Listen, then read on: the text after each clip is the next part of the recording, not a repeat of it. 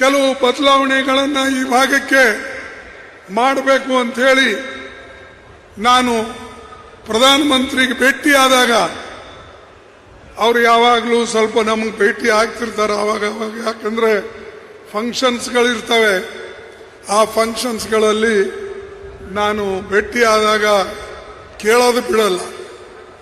ನಾನು ಅವ್ರಿಗೆ ಕೇಳಿದೆ, ಗುಲ್ಬರ್ಗಾದಲ್ಲಿ ದೊಡ್ಡದು ESI ಹಾಸ್ಪಿಟಲ್ ಇದೆ, ಕೂಲಿಕಾರರಿಗಿದೆ, ಬಡವರಿಗಿದೆ. ಯಾರು ತನ್ನ ESI ಫಂಡ್ ಕೊಟ್ಟು ಅದರ ಆಧಾರದ ಮೇಲೆ ಇವತ್ತು ದೊಡ್ಡ ಸಂಸ್ಥೆ ನಿಂತಿದೆ. ಅದಕ್ಕೆ ನಾನು ಹೇಳಿದೆ, ದಿಲ್ಲಿ ಹಾಗೆ ಒಂದು ಏಮ್ಸ್ ಮಾಡಿ. ಬೇರೆ ಸ್ಟೇಟ್ಗಳಲ್ಲಿ ನೀವು ಏಮ್ಸ್ ಮಾಡ್ತಾ ಇದ್ದೀರಿ, ಇಲ್ಲಿ ನಾವು ಜಮೀನು ಕೊಟ್ಟಿವು, ನಮ್ಮದೇ ESI ದುಡ್ಡು ಕೊಟ್ಟು ಅಂತ ದೊಡ್ಡ ಸಂಸ್ಥೆ ಕಟ್ಟಿದ್ದೇವೆ, ಅದನ್ನ ಮಾಡಿಕೊಡಿ ಅಂತ ಕೇಳಿದ್ರೆ ಅದು ಮಾಡಿಲ್ಲ.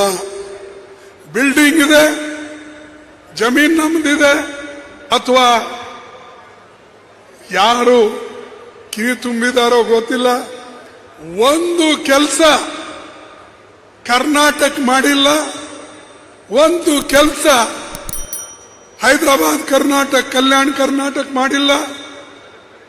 ನಾನು ಚಾಲೆಂಜ್ ಕೊಡ್ತೀನಿ, ನಾನು 5 ವರ್ಷ ಮಂತ್ರಿ ಇದ್ದೆ, ನಾನು ಏನು ಈ ಭಾಗಕ್ಕೆ ಕರ್ನಾಟಕ ಮಾಡಿದ್ದೇನೆ ಅದ್ರದ್ದು ಒಂದು 10 ಪೈಸಾ ಆದರೂ ಮಾಡಿದ್ರೆ ನಾನು ಅವ್ರಿಗೆ ಶಬಾಷ್ಗಿರಿ ಕೊಡ್ತೇನೆ.